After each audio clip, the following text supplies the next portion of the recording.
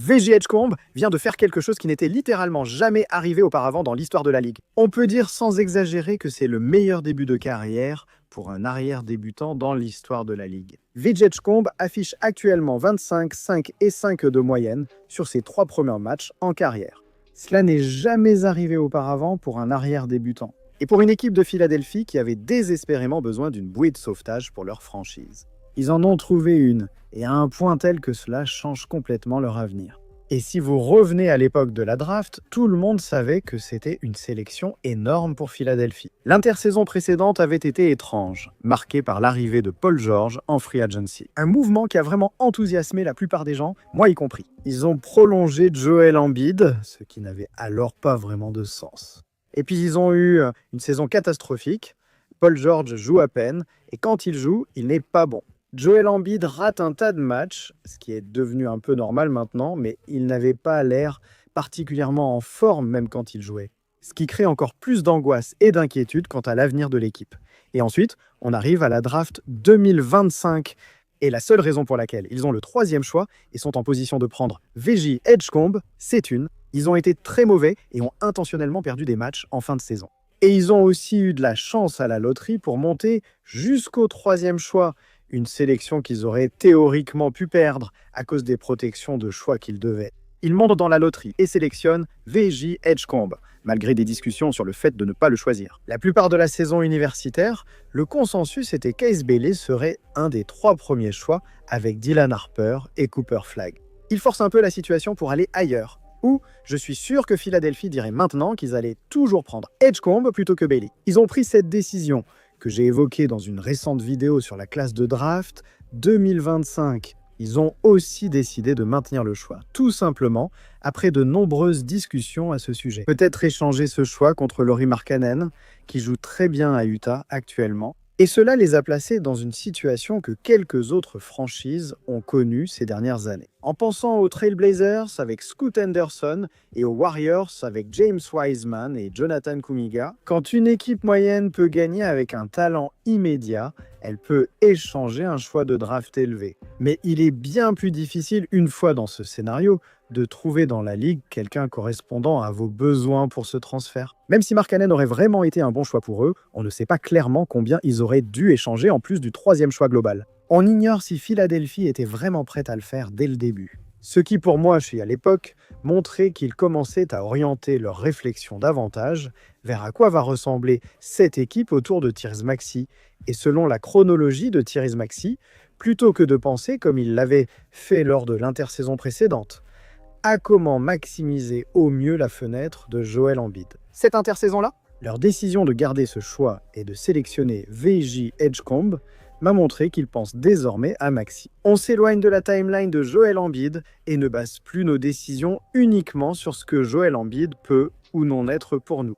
Et en ce moment, ça ressemble à une situation et une décision incroyable pour Philadelphie, parce que ce n'est pas du bluff. Comme VJ Edgecombe, oui, il rentre énormément de tirs, tout comme les Sixers dans leur ensemble, en tant qu'équipe. Je crois que presque tout le monde tire à plus de 40% à 3 points, mais c'est vrai. Si tu regardes sur les matchs, le test visuel, il le réussit avec une excellente note. Il défend bien, il va jusqu'au cercle, il prend de bonnes décisions avec le ballon. Il tire bien avec et sans ballon. Ainsi, lui et Maxey peuvent jouer ensemble. Maxey affiche 37 points. 2 moyennes par match avec VJ Edgecombe à 25, 5 et 5. Tout est réel. Quand on repense à toutes les décisions qu'ils ont dû prendre au moment de la draft, ils ont réussi chacune d'entre elles. Jusqu'à présent, ils ont très bien commencé la saison avec un score de 3-0. C'est un excellent début pour l'équipe. Cela soulève 2 questions. La première est, mec, à quel point pourrions-nous vraiment être bons un jour? Paul George et Joel Embiid sont-ils de retour et en forme? Paul George n'a pas joué lors de l'enregistrement de la vidéo car il se remet d'une blessure. Embiid a joué, mais il ne semblait pas en forme et avait une limite de temps de jeu. Et la réflexion concerne Maxey Edgecombe.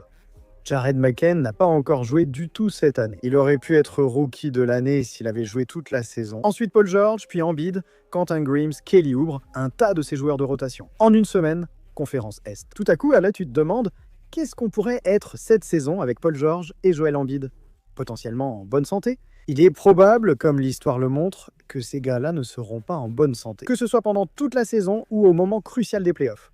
surtout vu à quel point ils avaient l'air mauvais à Philadelphie l'année dernière. Tu te demandes, Dada, qu'est-ce qu'on pourrait être cette année? Soudain, Veggie Edgecombe joue très bien. Notre potentiel a beaucoup augmenté en une semaine. Conférence Est. L'autre chose à laquelle ça me fait penser, c'est que, mec, ce serait vraiment bien si on n'avait pas Paul George et Joel Embiid dans l'effectif. Ces deux gars doivent te toucher 300 millions de dollars sur les 3 prochaines saisons. Paul George est sous contrat pour encore 2 ans après cette saison et Embiid pour encore 3 ans après cette saison. Et dans un environnement de plafond salarial, en NBA, où les équipes redoutent d'avoir ne serait-ce qu'un seul mauvais contrat dans l'effectif, avoir 2 contrats énormes et désastreux limite complètement ce que Philadelphie pourra potentiellement faire à l'avenir. S'ils prennent la décision apparemment correcte à ce stade de concentrer leur stratégie de construction d'équipe autour de la base de Tyrese Maxey et Veggie Edgecombe. Et je suis sûr que beaucoup d'entre vous se demandent, d'accord, mais pourquoi ne les échangent-ils pas, l'un ou les deux, pour se débarrasser de ce salaire et passer à autre chose? Personne ne veut d'aucun d'eux. Autant les Sixers ne veulent pas des mauvais contrats de Paul George et Joel Embiid dans leur effectif, si jamais ils prenaient cette décision, les autres équipes de la Ligue n'en voudraient certainement pas non plus. C'est pourquoi, lors de la draft, des échanges prévoyaient que les Sixers cèdent au Paul George et le 3e choix contre un autre joueur. Parce qu'ils allaient devoir ajouter le 3e choix pour donner de la valeur à Paul George. Et à cause de la façon dont les choses, Maggie, sont structurées financièrement en ce moment, il n'y a tout simplement aucune équipe dans la Ligue qui va vouloir Paul George. Et je dirais qu'il n'y a aucune équipe dans la Ligue qui voudrait Joel Embiid non plus, vu la façon dont il a joué. Ce qui, encore une fois, limite vraiment ton potentiel futur. Ils n'ont pas leur choix de premier tour 2026 protégé, top 4 pour Oklahoma City. S'ils continuent à jouer aussi bien toute l'année, ils vont donner ce choix. Ils doivent aussi un choix de premier tour, 2028 aux Nets, protégé top 8. Il y a donc de l'enthousiasme autour de Maxey et Edgecombe. Et ce que tu voudrais vraiment faire en ce moment, si tu pouvais choisir, c'est claquer des doigts et te débarrasser de Paul George et Joel Embiid potentiellement. Et avoir tous tes choix de draft et construire autour de ces deux gars.